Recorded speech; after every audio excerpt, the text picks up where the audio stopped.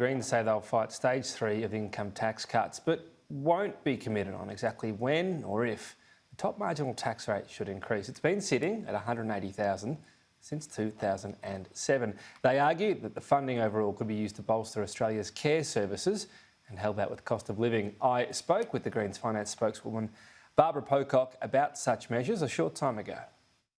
Senator, thanks for your time. A lot of talk about cost of living relief. Could anything have been done, though, that wouldn't add to the issue here, the underlying issue of inflation? I think we could have done a lot. If we look at this budget, it locks in stage 3 tax cuts. That's $254 billion that would have been available to do more on, for example, helping people meet the rising power costs, looking at making childcare free. We could have done some things that would have given pocket assistance straight away to many Australian families. Instead, that money is going to the top end of the income scale. People on over $200,000 guaranteed in this budget, they're $9,000 a year. That's in 2 years' time. You can't redirect that money and spend it today. So I'll talk about that in a moment, but things right now that we could have done that wouldn't add to inflation? Well, we could have done the childcare changes, for example, straight away. Instead, a lot of the things that will help people meet their costs are deferred. That'd be inflationary, right? Like if someone's saving thousands of dollars in childcare, they've got money to spend. There's an inflation element to that. I think that's not true. I think a childcare investment, paid parental leave, they're things that will grow productivity, grow GDP, grow our tax base. They can do both. It can grow the economy, it can get people back into the workforce, but also be inflationary. I mean, the RBA is pretty keen on tamping down on inflation. Are you saying Labor should have just spent money in this budget straight away anyway? I think we need to, I'm an economist, so I really love to talk about inflation, and I think we need to, if we're going to talk about inflation, think about where it's coming from. It's not coming from household spending. Right now we've got massive record profit shares going to corporations. We've got stagnant wages, and the budget's very clear those wages are going to sit flat for the next 4 years. So inflation at present is not coming from household spending, and giving a bit more to households won't push up prices. Well, household spending's been stubbornly high, actually, which the RBA keeps commenting on. It hasn't come down as expected, so it is a component. It's a component, it is a component, but we need to assist people who've got flatlining wages to meet really significant increases in the prices they face. Okay. Food, power and so on. You mentioned income tax cut stage 3 and it going to the top marginal tax rate.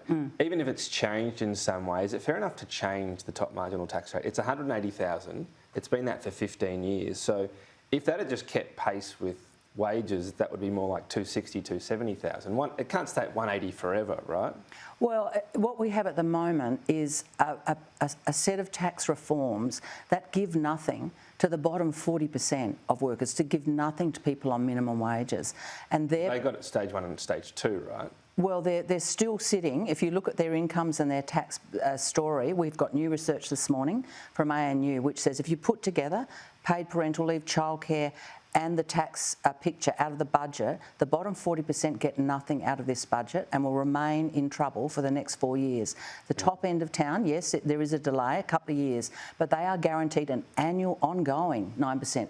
Right. So there's $9,000, I should around say. Maybe the 120,000 bracket stays in place or whatever you do. But my question around that top marginal tax rate remains. It can't stay at 180,000 forever, right? Well, I think we need to maintain a progressive tax system. It's a great Australian tradition.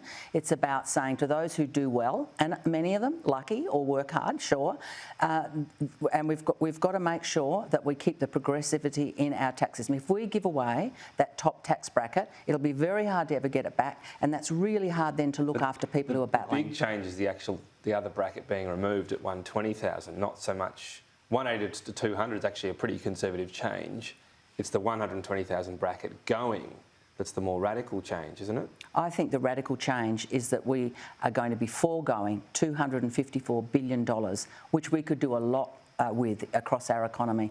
I've just spent the last several months looking at the work and care system, about how workers are going and putting together their care responsibilities with their jobs. There is a lot of pain out there on the cost front, and we need to keep progressivity in our tax system so we can fix some really long-term big problems like our care economy. But by increasing each bracket, you do keep a progressive tax system, would you keep 180 indefinitely as the top marginal? I think the tax really rate? important thing is keeping a reasonable level of tax on those who are at the top end and making sure that we look after those at the bottom. I think that's the really But important. just on that 180, would you keep it there indefinitely, or do you think it needs to change? I think we need to keep taxing at an appropriate level, proportional to the income of the top end. That's the key principle. Right. But as I said, 180 was there in 2007. Now the same level would be 260, 270. There's a pretty strong argument to at least shift the top marginal tax bracket up. I think most of us in Australia would agree that if you're earning around $180,000 to $200,000, you should be paying a reasonable level of tax. And I think what we've got is a set of tax changes that were built for 2018 and they're not appropriate for our circumstances now. And we can get into debate about the fine detail. The key thing is to keep progressivity in our tax system and look after people who really need it. Sustainability issue too, the NDIS, I mean, the cost is basically doubling over the next decade. And it's way higher than initially predicted. Is there an issue that at least needs to be looked at here? I think the really big issue in our disability care sector is looking after people who are providing care. We definitely need to make the most of a really significant innovation in the NDIS.